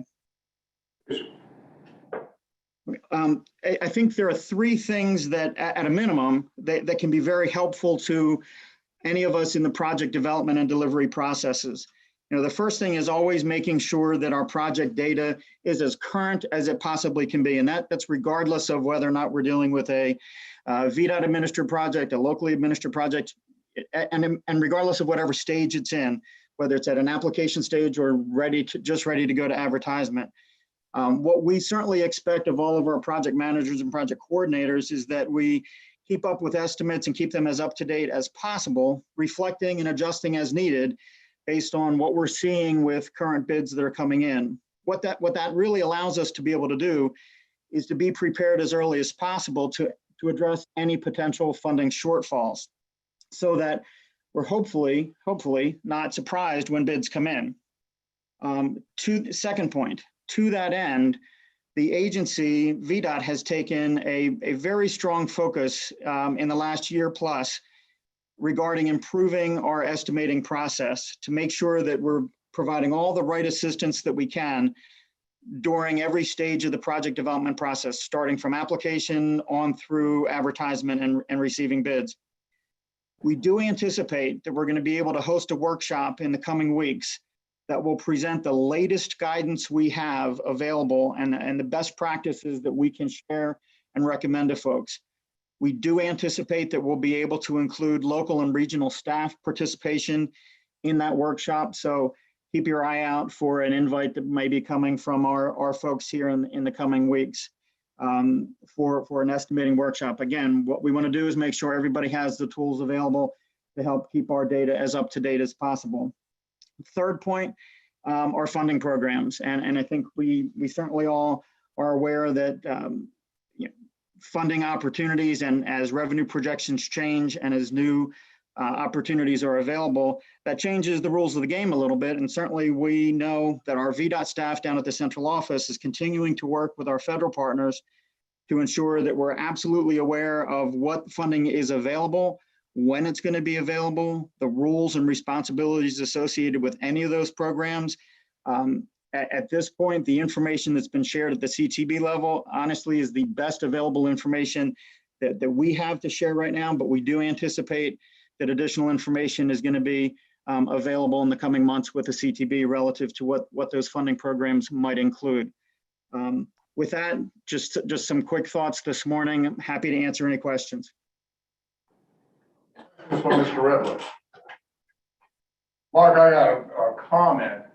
Yes. I want to be as tight as possible in the management of these projects, looking to monitor situations as they go forward. But really what it comes down to is how much control do you really have over these cost increases? That's what's happening today. It's not, I don't think, the management of the process. I think it's more a function of the economy and what's going on today. So somebody, Mark Twain, I think, said, predicting is a difficult business, particularly when it comes to the future. And right now, it's pretty difficult looking out and trying to predict what the costs are going to be in this environment. So I applaud you for taking the management steps and the project management steps. But I think, we're all at a disadvantage today with the situation we find ourselves in. There are a lot of folks within VDOT that totally agree with that.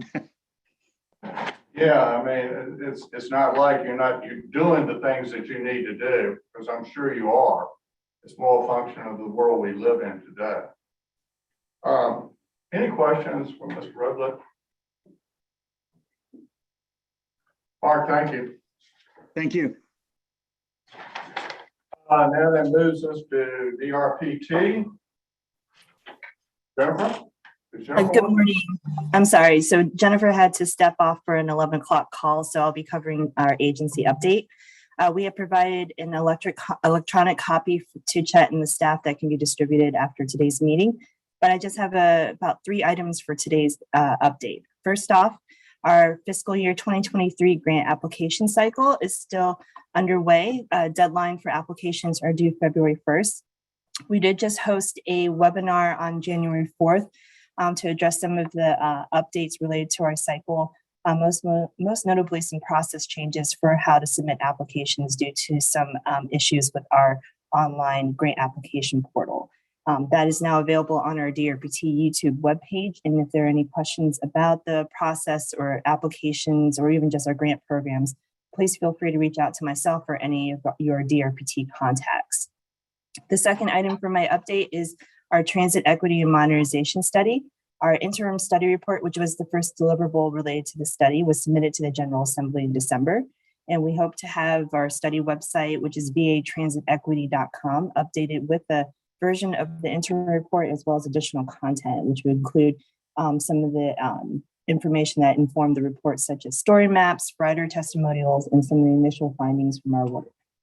We are now moving into the new year where we are going to work on our second deliverable, which is an action plan in the final report, which with a due date on August 2022 at this point. Last item is just to kind of piggyback on Mark's comments about Smart Scale Round 5, the pre-application period being open hopefully in March 2022. If there are any questions or requests for technical assistance related to transit or rail applications, we do have 2 point of contacts that you may reach out to. For transit applications, please reach out to Taylor Jenkins. And for rail applications, please reach out to Randy Selleck, and their emails are provided in our agency update. And that is all I have. I'd be glad to answer any questions. Any questions? Thank you, ma'am. Thank you.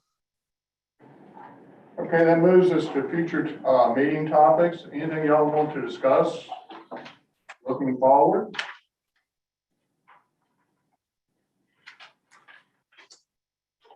Mr. Chair? Dr. Mr. Newville? Chair, can you hear me?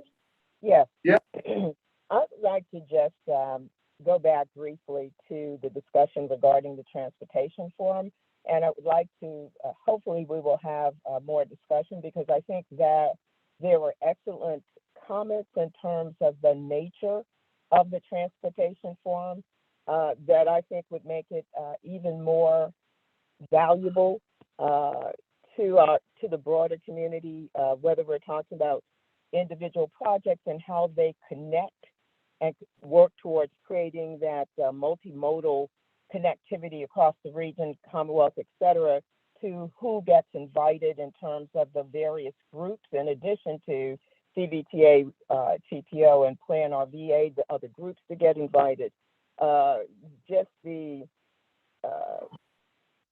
having some sense, I think, for the broader community about how these pieces of the puzzle, these project pieces, come together to create that broader vision we're all aiming for across our region and throughout the Commonwealth will be critical. So hopefully, in addition to the communication component, the branding, all of that, that there were major components that were articulated by various persons present that I think would be really critical to making our transportation forum really invaluable, not just to the members at the table, but to the broader community as well, and understanding what this all means and how it impacts all of our lives and is catalytic for other growth and development as well. So hopefully that can be on the agenda. I think many of the comments that were made, if we can capture those, I don't know if we have a subcommittee that can work with staff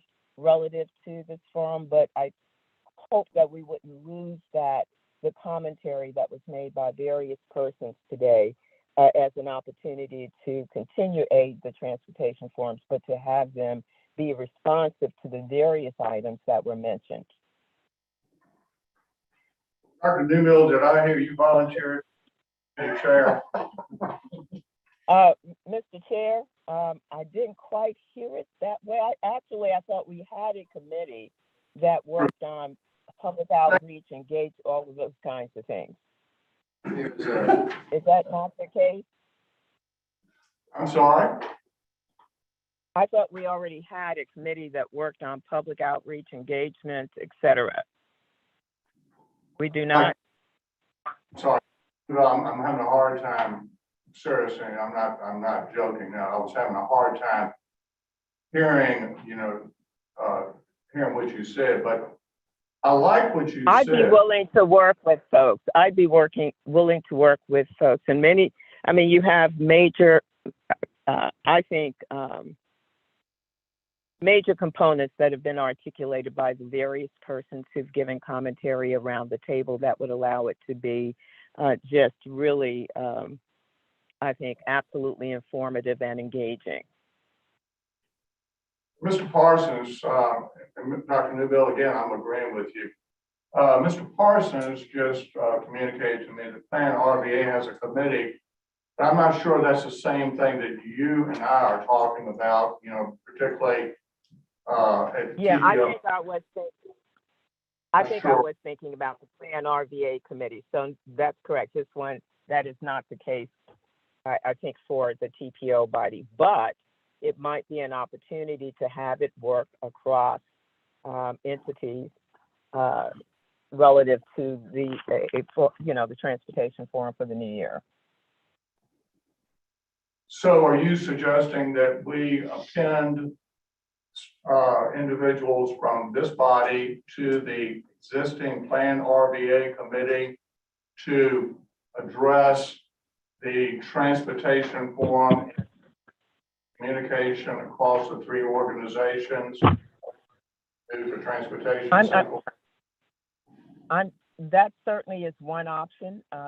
This body could also pull together a small work group to identify a format for the Transportation Forum, given what was shared early on.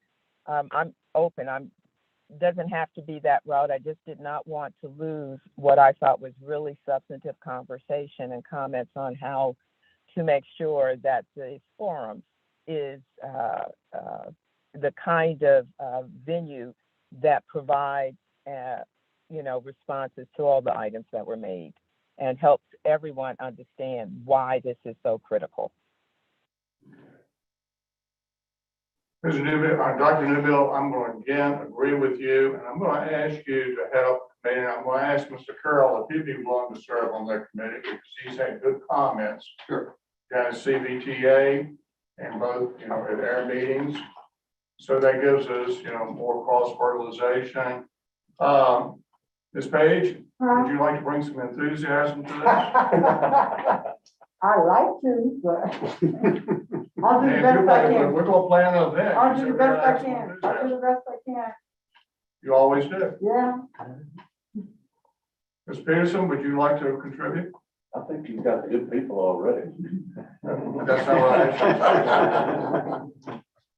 I'd be happy to. And there are other members, Mr. Chair, who commented today that certainly we could reach out to for greater specificity in terms of their thinking about the various components. So I think this is the kind of opportunity that can engage many.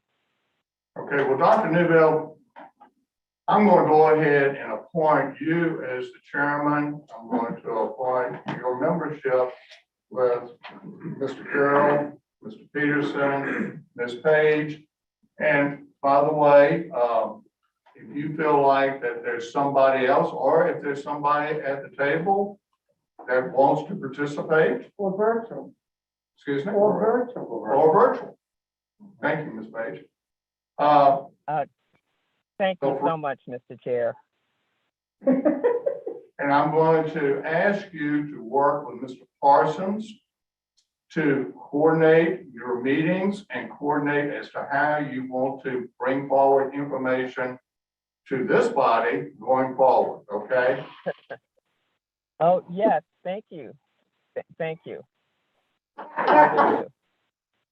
Okay. And there are other members and folks who made comments that I would like to invite to at least come to the table. I don't anticipate it would be a huge investment of time and energy to, at least get something on paper that could come back to the body.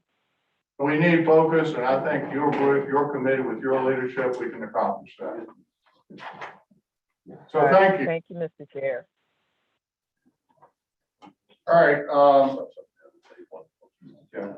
Yes, please, I Mr. think Carroll. a future topic too, I think we need to talk about the RMTA tolls.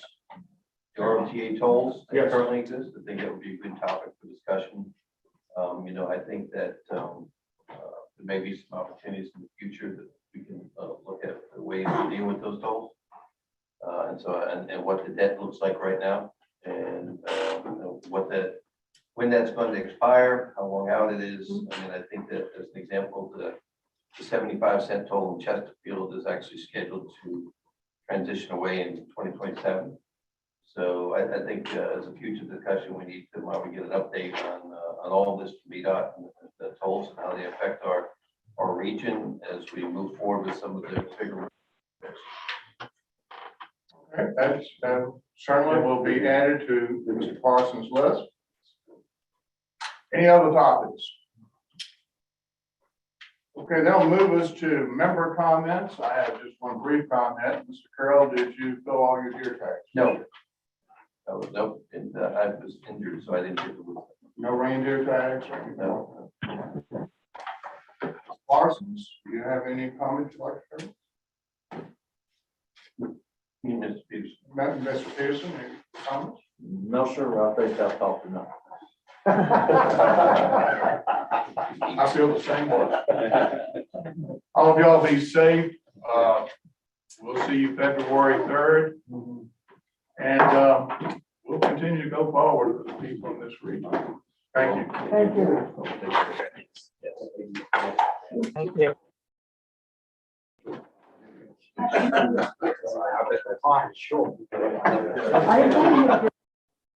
You were in your letters, and I got it.